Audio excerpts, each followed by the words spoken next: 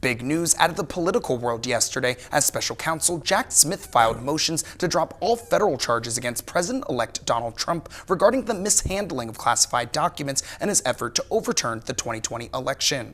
Joining me in studio tonight is lawyer George Cosenza. George, pleasure to have you back. Hello, my friend. Great to be here as always. Of course. So, big political news yesterday, and I know this is your stuff. Seeing these kinds of things go down in court and being able to break it down for us. So can you just kind of explain this process, everything that went on yesterday? Well, poor Jack Smith, okay? Let's start with that because, quite frankly, as a defense lawyer, and again, I'm not trying to be political here, whether you like President Trump or you don't like President Trump, this is a legal matter. It was, in my opinion, mishandled from the beginning. Right. This is a case that should have been brought a long time ago, at least the federal charges for the January 6th insurrection and the documents case.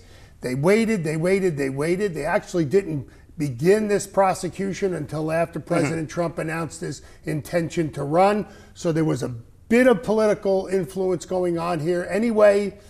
But now that President Trump has been reelected, now that the Supreme Court has found that there was a wide berth of presidential immunity, President Trump has already announced that after his inauguration, he was going to fire Jack Smith.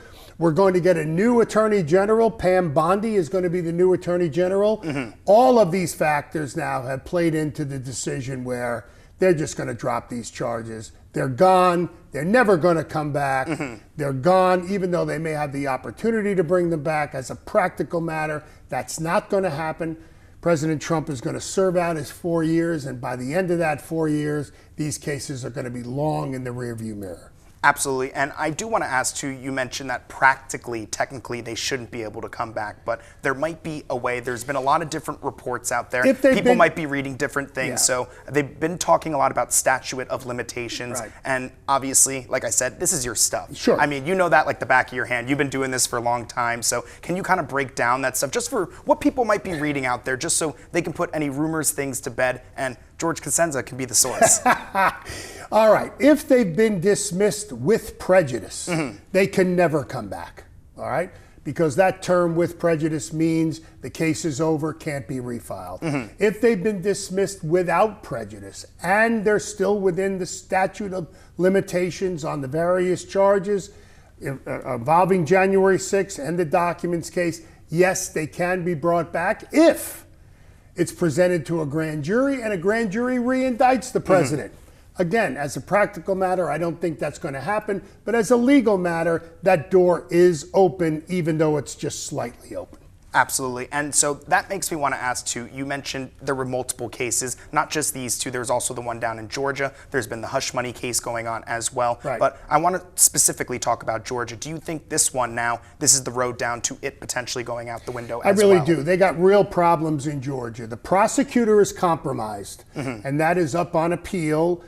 She may be disqualified as being the prosecutor in that case. She should be disqualified as being the prosecutor in that case. The misconduct with her assistant and the special prosecutor they brought in is well documented. She should be gone.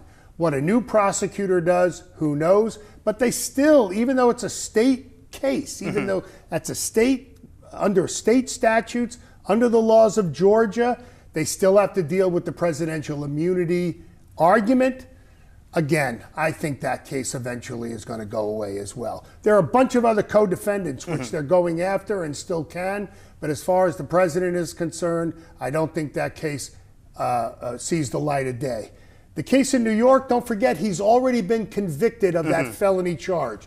It's up on appeal. We'll see but he hasn't even been sentenced. And now Judge Merchan is saying that he's not going to even do it until perhaps after he leaves office. Again, that's unheard of, all right?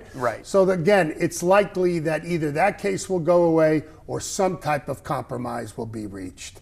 President Trump, by winning this election, has basically put the lid on all of these criminal cases. And in my view, he's going to walk. Absolutely. Well, George, thank you so much for sitting down with us and breaking this down for us even further. Here, buddy. Of course, Have always. a happy Thanksgiving. You too, George. Okay, when we return Mid-Ohio Valley, Kirk Greenfield will have one last look at your forecast. Stay with us.